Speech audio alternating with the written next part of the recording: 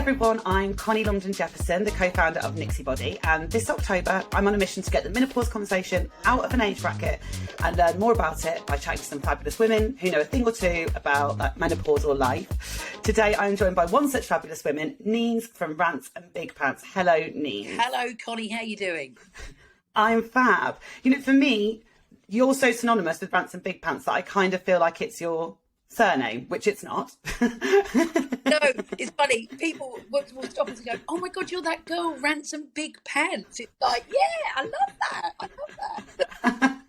For anyone that's not lucky enough to have you in their corner of the internet yet, can you tell us a bit about the account and you and your really close friends set it up and kind of what you're doing with it? Yeah, sure. So just over 3 years ago now, we worked for Benefit Cosmetics at the head office, and we would always be surrounded by, lovely young women, and the social media was targeted very young, and we were like, do you know what, we need to change this. So Benefit started to use us a little bit, but we felt not enough. And when we started to look at other accounts, other beauty accounts, nobody was doing it. So we need to be shouting for women that are sort of approaching 50, then we're both 50 plus now. But, we need to be shouting about this because we're about to go through an awful lot. And that was it. Rants Big Pants was born, really. So myself and my partner, not love partner, thank goodness for that, DB, just best friend, set up Rants Big Pants. And I love it. And it's stuff.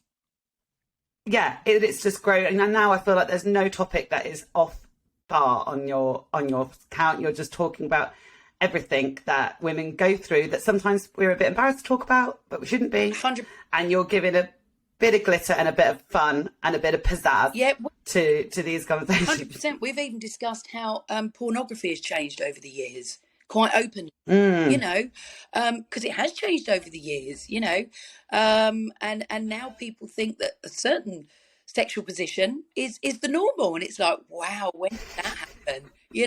But let's address the elephant in the room, the menopause. Exactly. So as I said, and we were just before we start recording, we're talking about this. I think that there's an amazing community for women that are going through perimenopause and menopause now, which there wasn't, and maybe we'll talk about that even a few years ago. I don't think this really existed.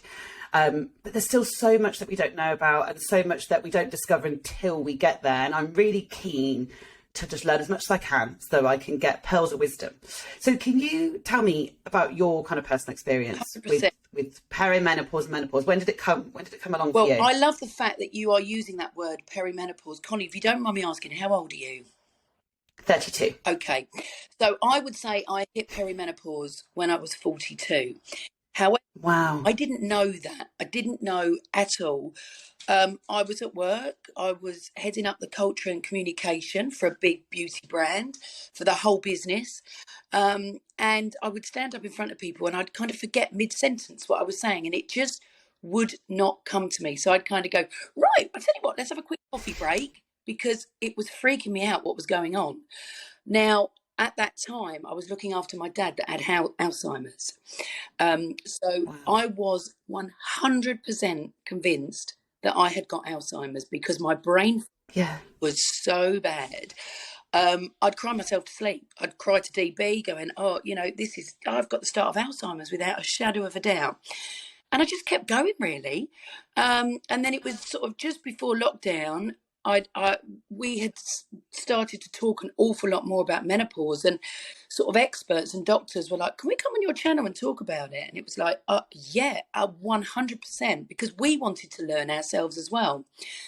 And it turned out that it wasn't the start of Alzheimer's. It was this thing called peri-menopause, and it was predominantly brain fog. So also I had very, very achy joints. It was insane. Just, to sometimes to lift a pen and write, it was like, wow, what is going on? I just, again, didn't understand what was going on. So these experts educated us about this thing called perimenopause. And natural, we spoke to one expert who suggested taking some natural supplements for, migraines. My migraines came back from when I was obviously going through hormonal changes when I was a teen. I hadn't had them for years. And so just for anyone that is suffering out there with migraines, who may be a little bit older or suffer with migraines, magnesium has changed everything for me. It's been so good. Achy joints, turmeric, just natural turmeric with black pepper. Don't know why, but for some reason it helps more, they say. And I'm now on HRT. Wow. Which has been a game changer. Don't get me wrong, I need to tweak it every now and again, and that may be something that is ongoing. So am I still in perimenopause or am I menopausal? Who knows, because now I'm on HRT, but that's fine because, I'm less snappy. Let's be real, I can remember a towel falling out the airing cupboard. I wanted to full on fight it, it was like a kung fu corner. And it's just so much better for me personally being on HRT. And, we've learned that there are women, two really good friends that we've met on through Instagram have had breast receptive estrogen cancer.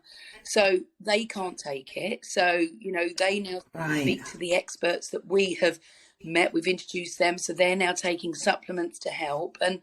And together, if we keep having these conversations, like you said, it's not in one corner. We all educate and learn about it because it's pretty much going to happen to most of us. Yeah. If you have a period, you're going to have a menopause at some point. That's a fact. And so you said you were sort of 42. How old are you now? 50. If you don't mind me asking. No, not so. So that was a sort of 10-year period from when you sort of recognised that there maybe were symptoms that were happening in your 40s. Probably about 7 years. Right. 7 years. And again, I'm sort of, I guess, a little bit more up to date on menopause lingo. But for anyone that's watching this and doesn't know the difference between perimenopause and menopause, can you just sort of explain what the difference is? Yeah, sure. So they say perimenopause is generally where your periods are a little bit erratic. Okay, so you have a period, but then you don't have one for 3 months. You might start to have symptoms of achy joints, migraines, like I did, brain fog, and you think, what is going on here? So your periods are a good indicator. But then they say that you're in menopause once you've gone a year without a period. Right. Okay. So the longest time I went without a period was around 6 months. I'm kind of on HRT now, and I put myself into period mode. So because of the HRT that I am on, what happens is I will take the estrogen, but then I will I introduce progesterone, which I insert. Wow. So this is a very interesting. I didn't know this at all, that you could, it's almost like the pill where you sort of have a fake period not a fake, kind of. It's healthy to shed the lining of your womb. Wow, Estrogen builds that up. So I changed my HRT and I was taking the progesterone in a tablet form. And basically it was sending me a little bit doolally. I was just going I just felt very anxious and very not myself. And I spoke to an expert who said, look, instead of taking it through the mouth, actually pop it up your vagina. Pop it up there. Yeah? Pop it up your vagina. And basically the symptoms that you could get with it are not as, they're milder. Right, okay. What I do now. So for 2 weeks. Have a little date with your progesterone stick, pop it up. It's really funny actually, because I was inserting it with my finger and I said, look, this is really difficult. And I was really trying to get it up there thinking, right, it needs to go up in my womb, and it was not attractive. But then I spoke to an expert and they said, no, honestly, you just need to put it up sort of about half an inch and it absorbs what it needs. Sucks it all up. Absolutely, yeah. So I still have a period. Wow. Because of the kind of estrogen that I'm taking, I need to keep my womb healthy. There are certain types that you can go on that, where you don't have a period, and I have been on, but again, I felt I wanted more help with my brain fog. So I'm now trialing this one. DB has just switched to a coil a Marina coil, which gives her the hormones that she needs, and then she rubs the gel in her leg every day. It's working like a Wow. It's really like contraception. in a way, yeah. Like in that way of Take having to figure out the right way for you and different things. And I didn't know that. Like I kind of thought there was a blanket HRT, off you pop, here's your tablet, off you go. And I didn't realise you could have different kinds and different options. That's fascinating. yeah. Well, you see, I'm learning there because my pill days are long gone. So yeah. you pop the pill and off you got. You couldn't get pregnant. I didn't realise there were lots of different combinations, and Yes. it was like if you had side effects, then tough. But no, if you have side effects, you can tweak it 100%.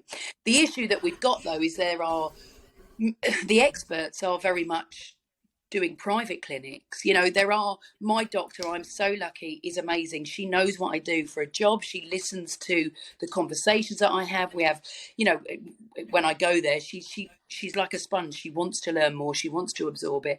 So she's very happy to let me trial out new combinations. Yeah. Which again, I'm very lucky. I was talking to somebody only yesterday who said that 2 of her friends had gone to the doctors, spoken about their symptoms, had convinced themselves it was menopause. The likelihood of it being menopause is huge. They were put on antidepressants, both of them. Yeah. Now, at the moment, there is a shortage because in lockdown, we started to have these conversations more openly on social media. Women have come out of lockdown. They've got themselves HRT. Yes, happy, go you, love that.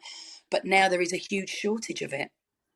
Because before we were led to believe that it gave us breast cancer. Yeah, and like you said, I think the antidepressants thing's really interesting because, I mean, look, I think antidepressants definitely have their place, 100%. I think loads of people benefit from them, but I think it's worrying when and this happens generally in reproductive health and women's health. You go to your doctor with some symptoms, and that could be perimenopause, or it could be, you know, really painful periods because you've got endometriosis or something like that, right? And it's straight away like, here's an antidepressant or here's a contraceptive pill, that'll sort you out. And it's not dealing with the root issue that is actually going on and actually investigating. And obviously the NHS is really stretched and GPs don't have loads of time, but I think it's a real shame that women are not being given that support that they need and actually just being kind of fobbed off with, oh, actually, it's probably just antidepressants to take probably just depression, take that. Yeah, and I do agree with that. But also I feel for the doctors because, like you said, they're under so much pressure. And actually, if a woman is going in crying and saying, look, you know, I feel really down, you know, I've not had a period, doctors would probably say, well, you're possibly not eating properly. It could be a little bit depression. And I think as well, when we can go into perimenopause, we can feel very low. And I think that's what we focus on because we just want to get the old us back. So that is the main symptoms. And that was a symptom which was huge for DB.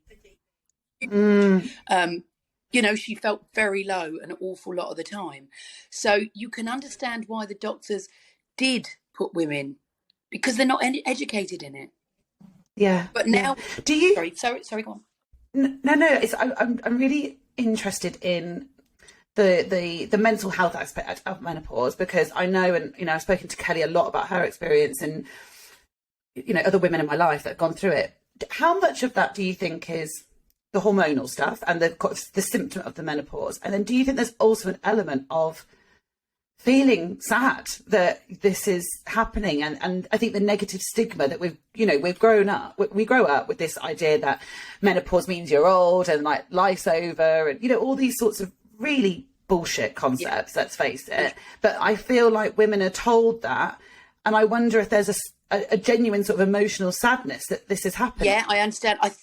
I personally think that was the case because, you know, parents my mum really never spoke about it. Was that, right, okay, that's it now. I'm done as a woman. I was going to sit here and like put myself out to pasture. Yeah, so absolutely. Is there or was there a stigma, or there possibly still is, for those that haven't found the corner of Instagram and where we're talking about it? Yes, absolutely. You know, where you think, well, that's it now. I can't do this or I can't do that. Yeah, I think there possibly is. However, from where I personally speak, I don't think I've ever felt so empowered. And that's why we want to keep having these conversations so women feel less alone and go, do you know what? So what? I'm menopausal. But I did a bloody, sort of mud run thing the other week. You know, it's like, no, if anything, I just want to keep going. Don't get me wrong. I could do exercise. That really helps. Really, really helps for osteoporosis. I'm lazy. I'm just putting it, you know, I could be doing more. But hey, but yes, I think there is a stigma for those that haven't found it. I think that there is an element of sadness in their own minds. And yeah, I just hope they find people like us.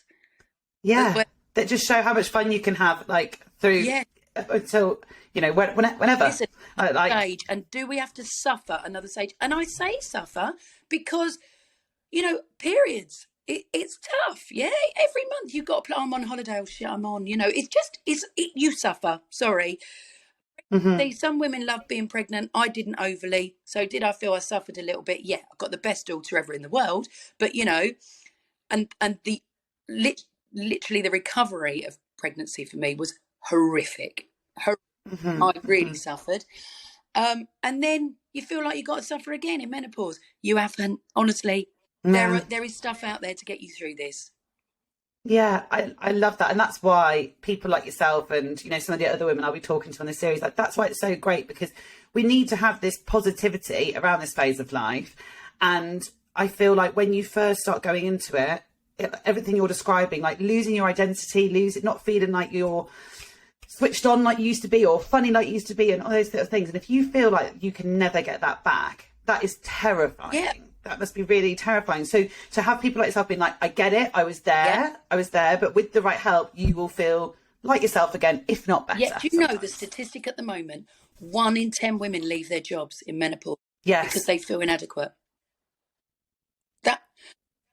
That is nuts, absolutely nuts. But I get it, because there were times in my job, many times, I wanted to step down because I thought, I can't do this. I felt worthless. Even though, you know, I worked with DB, and she was saying, honestly, mate, you can't tell, like, you're covering it up really well, but you think in your own mind, really, you're just saying that because you're my mate. And she would have told me. Now I'm in a better place. She 100% would have told me. But 1 in 10, that is nuts. Yeah. What do you think affected your work the most? Because I think that work in menopause is such an important conversation. Like you said, those statistics are so sad. And is it that the brain fog and the function? But then I guess if you're not sleeping very well, or you're struggling physically, you know, was it just a combination of symptoms that made you feel like you weren't capable? For me, when you were at work? Personally, it was the brain fog. Just I couldn't concentrate. I'd be in a meeting. I'd walk out of that meeting. Honestly, I shit you not. I'd walk out of that meeting and go, what was that about? Shit, yeah. I'm a full-on 2-hour meeting. Just would not come to the forefront. So in the end, I was recording stuff because I thought, I'm not gonna, you know, So brain fog for me, but absolutely sleep, depression. There is so many symptoms. Your breath changes. You can get really metallic breath through this. Wow. Some women, you know, we've spoken to, don't really want to talk because they're worried that they've got like halitosis, or, you know, tinnitus ringing in your ears all day, night. You know, listen, I don't want to scare anybody, but it's also important to talk about the symptoms. Totally, because you know, and you can, that's the thing. I think that, like you said, and especially, you know, with your dad and Alzheimer's, that must have been so terrifying. Like, even more so than other, you know, having that in the back of your mind must have been a whole other layer of it. But how long, you know, you sort of said at the start that you sort of, then you found out and then you've got this help, but how long was that period of you not being sure? And also, I feel like at 42, again, I think we're told this, or sold this myth that menopause is, you know, one day when you're an old lady, you wake up and your periods stop. And that's not the case. You know, you can start this from your 40s is not uncommon to start having these symptoms. That it started in their 20s. You know, it's very rare. It's very rare, but it happens.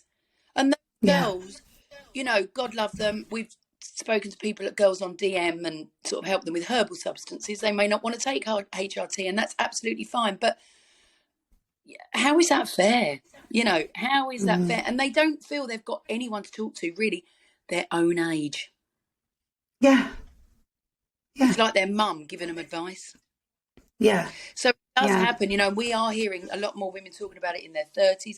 And again, those that, you know, have cancers, they're you know, they're on certain drugs, they can't take it, and they're thrown into menopause. Yes. Endometriosis, if you have all your bits out, you're thrown into Yeah. menopause. So not only have you got to go through the recovery of that, you may not have been able to have children where you really wanted them, you're then thrown into menopause. That is, you know, so when I think, God, I've had it tough, I look at that and I think, no, I haven't. But it happens. It happens. And I know personal friends that there's 2 personal friends that has happened to. God, so tough. Yeah. So tough and scary if you're not familiar with these conversations. Like, it's just absolutely devastating.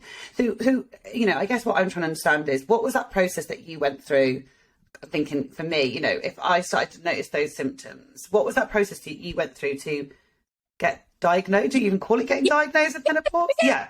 Realising the symptoms. I think, well, it was first of all the brain fog, and I suffered with that an awful lot. I mean, seriously, I'm going to say 4 to 5 years of just like almost just dealing with it and not kind of wanting to find out, or not being able to find out what it was. So, and then, you know, you're just ignoring it. Yeah, I was 100%, because what can they do? There's no cure. And I knew, you know. Were you still caring for your dad at this time? Sorry? Were you still caring for your dad at this time? Gosh. Yeah. Wow. So, and you know, friends would say, you know, close friends would say, you know, you're looking after your dad, you've got a full-time job, you've got a young daughter, you got this. No, I knew I wasn't right in my head.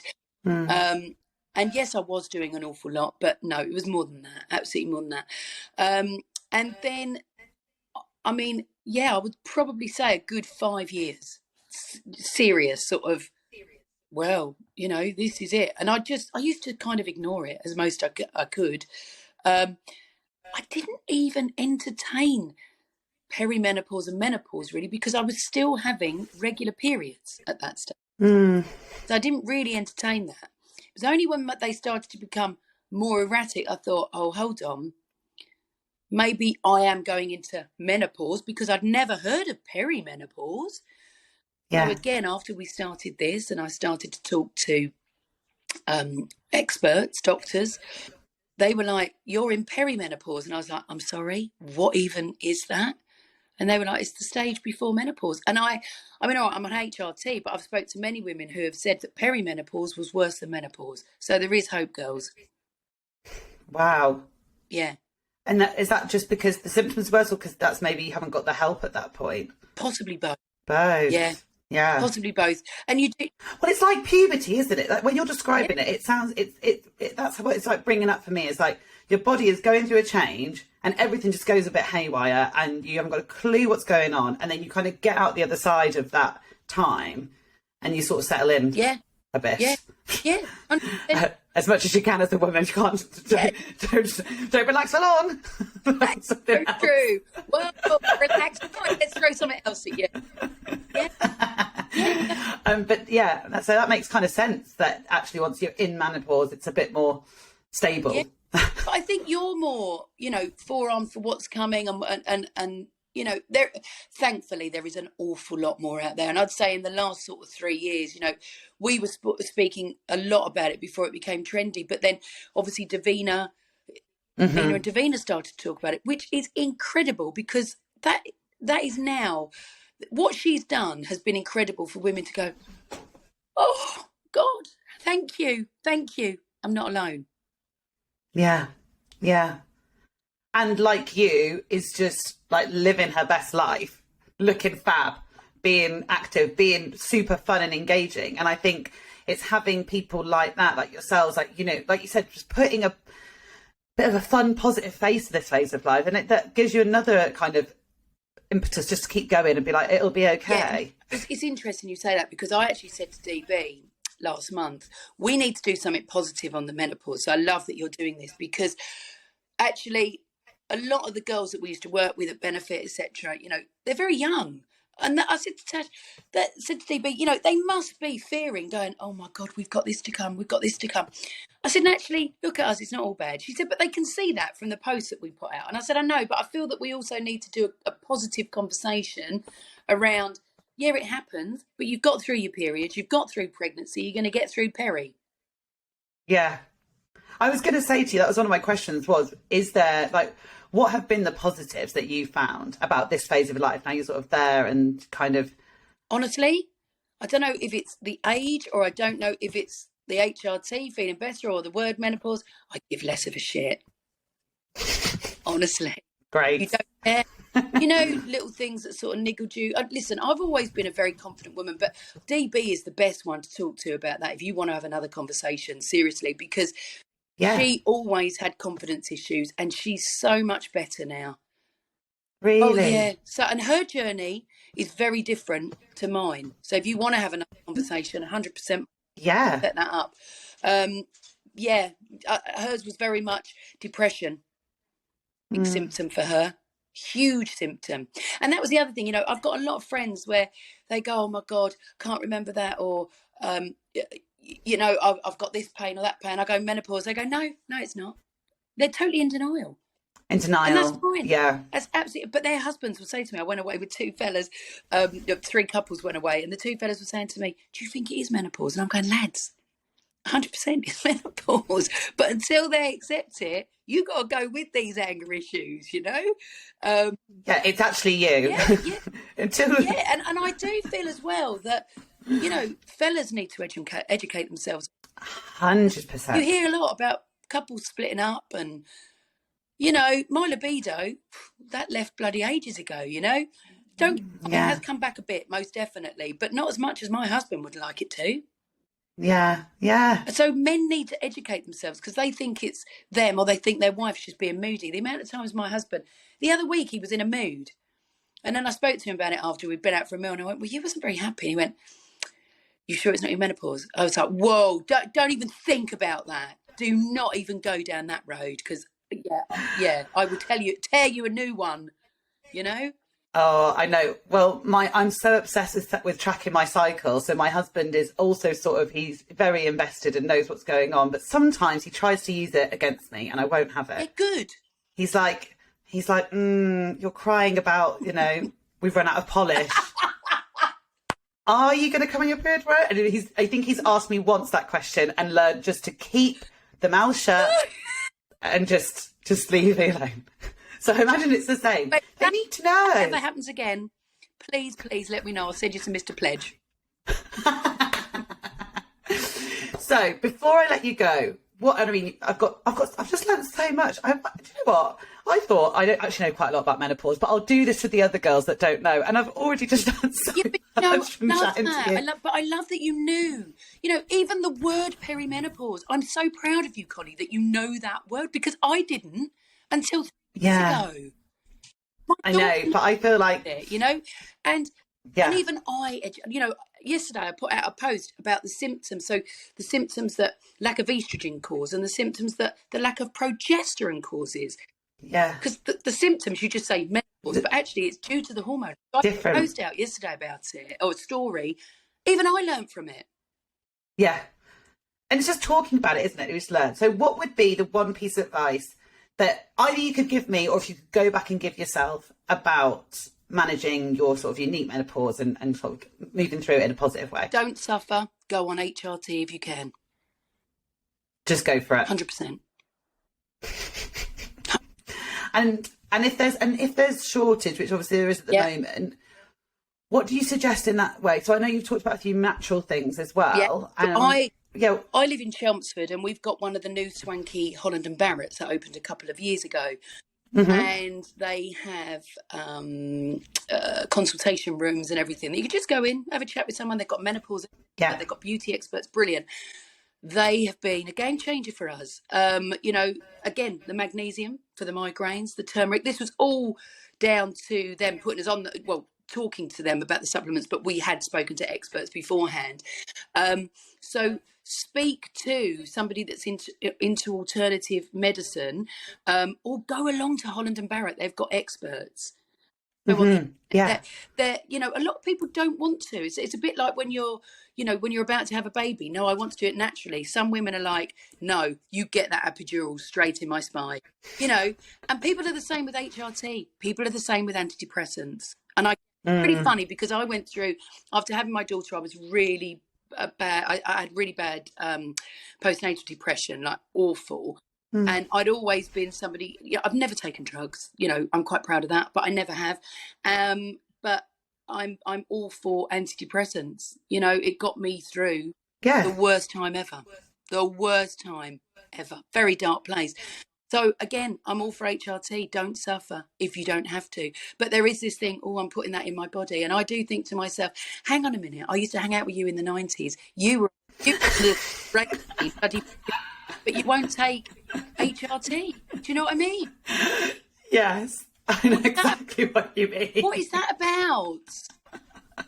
It is, isn't it? 100%. And I think, and you know, what I've just learned from talking to you about the fact that there isn't just one way of having HRT necessarily. So I think it's like, even if you're nervous about it, go and talk to the doctor and sort of get to know your options and get to understand the different ways that you can take it, because one might not work for you, but another might be absolutely fine. 100%. And you know, you can take, it's fascinating. You can take pill, you can take gel, you can have a coil with it in. So wow. I have periods. DB doesn't have periods. So yeah, there's so many different ways of taking it, and it's about tweaking the dose so that it's right for you. And you know, the dose was fine for me when I first started, but then my brain fog started coming back. So now I'm on this one, and yes, it's better. I've not gotten too much on this call, have I? Not at all. Not at all. You're definitely very switched on. Neens, thank you so much. I've loved that chat. That was amazing. Yes, you. And thank you for all you do. Just keep being fab, because if there's anyone that's going to make people excited, I'm actually quite excited. You've made me excited about being menopausal now. That's what you've done. Hey, Coni,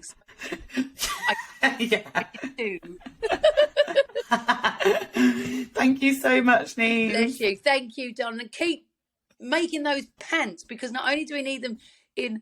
Yes. It's the 3 Ps we need them for. The 3 Ps and the M. So literally, we need them for our periods. We need them for pregnancy, because we can start these then. And we also need them for peri and menopause, because they're bloody great for leaks. And you know what I like about them? They don't make you smell. No. And do you know what I think as well? I mean, I'm not there yet, but they're so comfy on your bits. Well, I learned.